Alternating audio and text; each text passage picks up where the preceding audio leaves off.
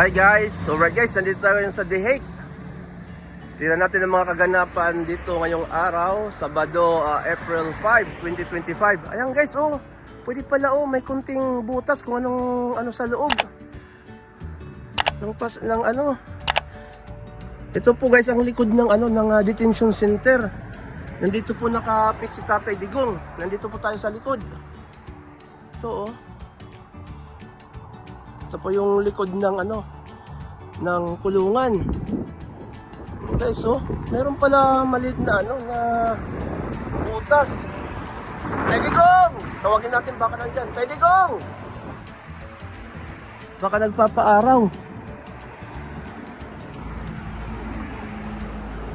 Ito yung guys, yung ICC Detention Center dito sa Den Haag, The Hague.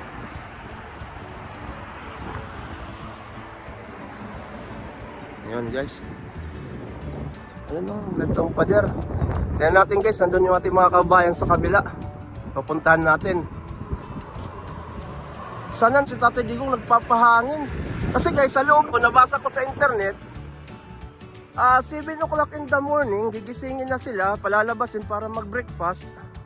And then 9 o'clock ng gabi, papasukin na ulit sila dun sa kanilang mga rooms. Hindi naman silda kasi open lang sila So, meron silang TV, pwede silang makapanood ng TV, meron silang computer, pero walang internet, puro lang. Puro maggagawa ka ng mga documents. At saka, may mga recreational facilities, may parang basketballan, tennis, hindi naman tennis, parang badminton. Yun ang nakita ko sa internet. At saka yung about sa pagkain daw guys, ito, ay pwede kang mag-request ng gusto mo na pagkain na ayon sa culture mo, kung ano yung panlasa mo, pwede ka raw dito. So, hindi lang Dutch food ang makakain mo dito, pwede ka mag-request. So yung guys, ito yung yung detention center, ito yung likod. Abangan nyo guys, pagligo ko ng kanan, nandun na yung ating mga kababayan.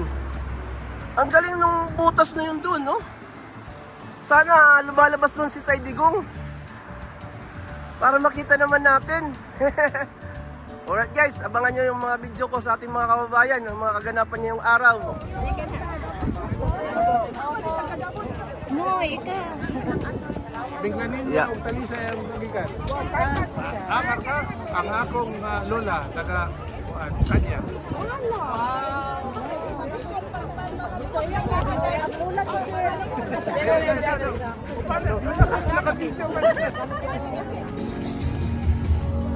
Sometimes I am fine, but I'm ready to learn Okay, no problem. power on love.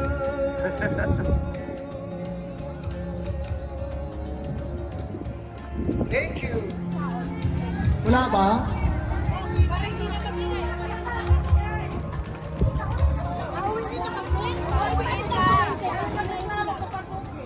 Oh, wait lang tayo sandali O kain muna kayo dyan. Upload muna kayo sa mga mga social medias, okay? Babalik ako agad.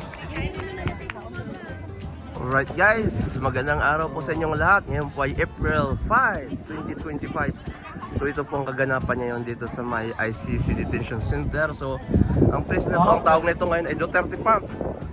Ayan po guys, nag-ipon ulit yung ating mga kababayan sa pagsusuporta kay FPRD, Tatay Digong. It's a beautiful song. Yan. Mamaya po, meron daw tayo bisita si Winky, Tito Nonoy. Sabayan niyo ako Alright guys, abang-abangan Sabay natin. tayo. Ikot-ikot muna tayo. People need someone to look up to. I never found anyone who fulfilled my needs.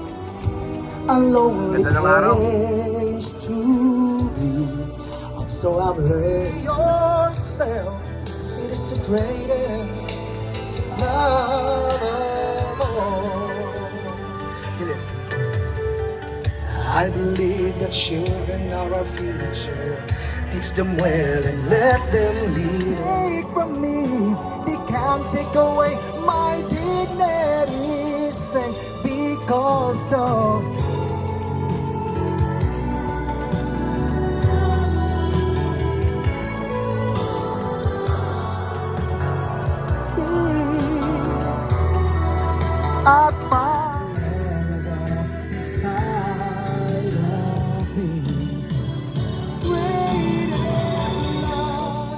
Mga taga Amsterdam. Yun. Yung mga bossing. Sa mga makadungog o mga maayong istorya. Live.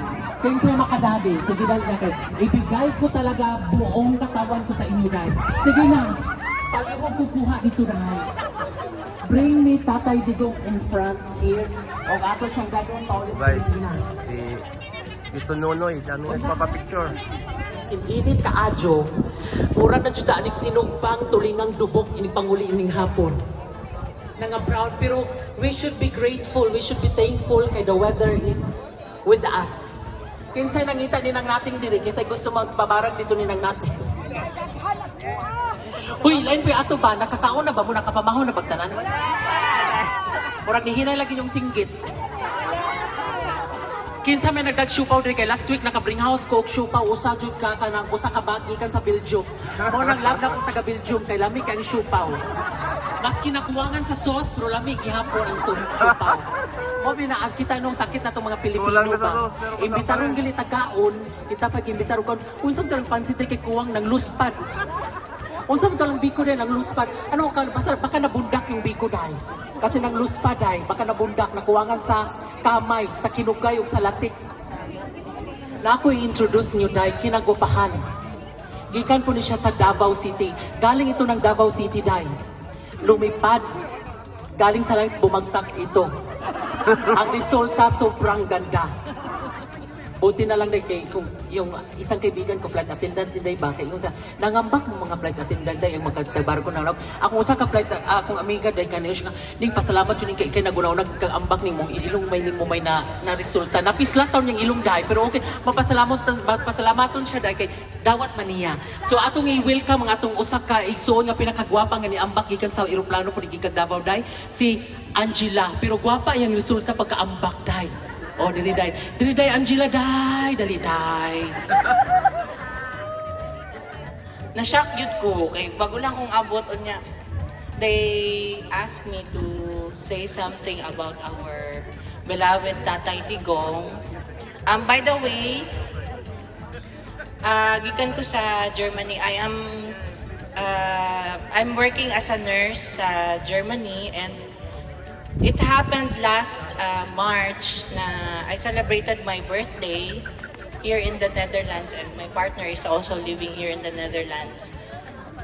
I was in Amsterdam and I was shocked na naitabo ng ato ang pinalanggang former President Tatay Digong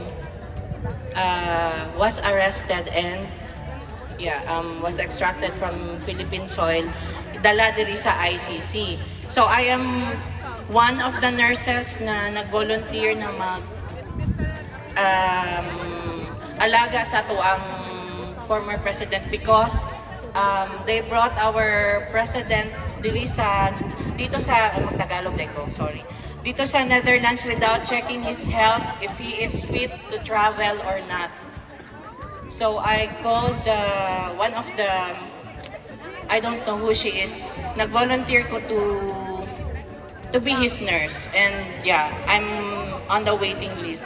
Nobody serve as a leader and as a person,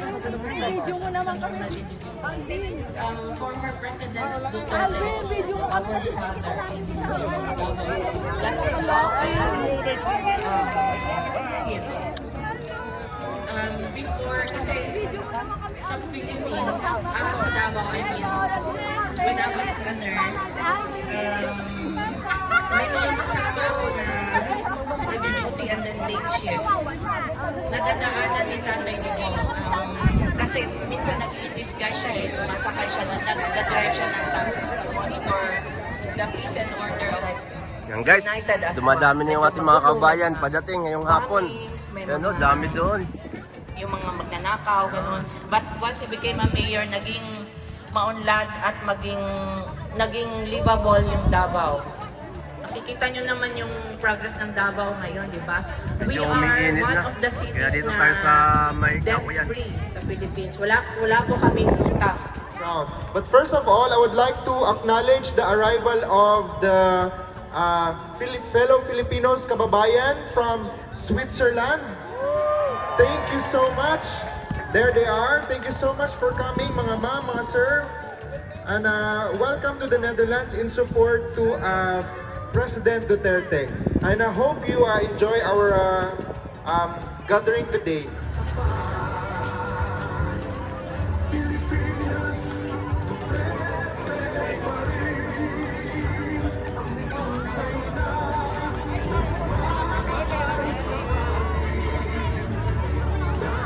Yan guys, mayroong ice cream truck dito. Pinayagan ng ating mga parak na kasama. Nagbabantay.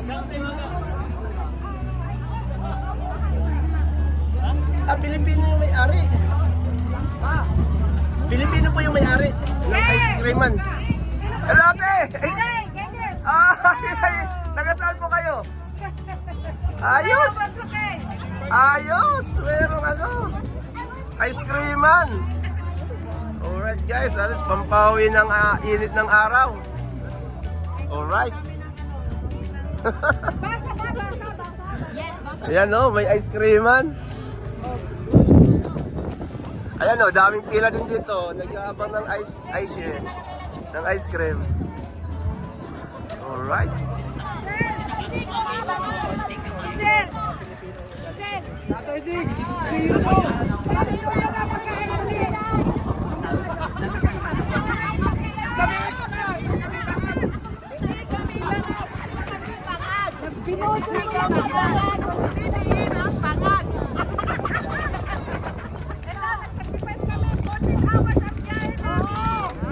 Guys, ating mga bayan from Switzerland.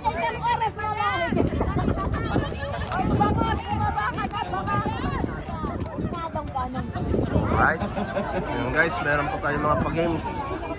So, Mga kabayan, time at check, pumipila mga tayo kaigsunan. para sa ice cream. Free lang Alas pala yung 2, ice cream. 12 to Pipila tayo. 3. Ayun guys, tapos na yung ating activity. 3 o'clock na, hanggang 3 o'clock lang tayo dito. Nakakuha tayo ng libreng ice cream. Thank you po sa ating kababayan, nagpalibre ng ice cream. Lahat po yan sila nakatanggap ng free ice cream. Pipila lang. Yung guys, hindi natin nakita si BP Sara at saka si Ma'am Hanily at si Kitty at sa yung iba pa. Anyway guys, itong update natin ngayong araw kay Tatay Digong dito sa ICC Detention Center. Abangan nyo na lang ulit guys next week kung makakapasyal ako dito. Thank you guys for watching. Ingat po kayong lahat. God bless. Bye!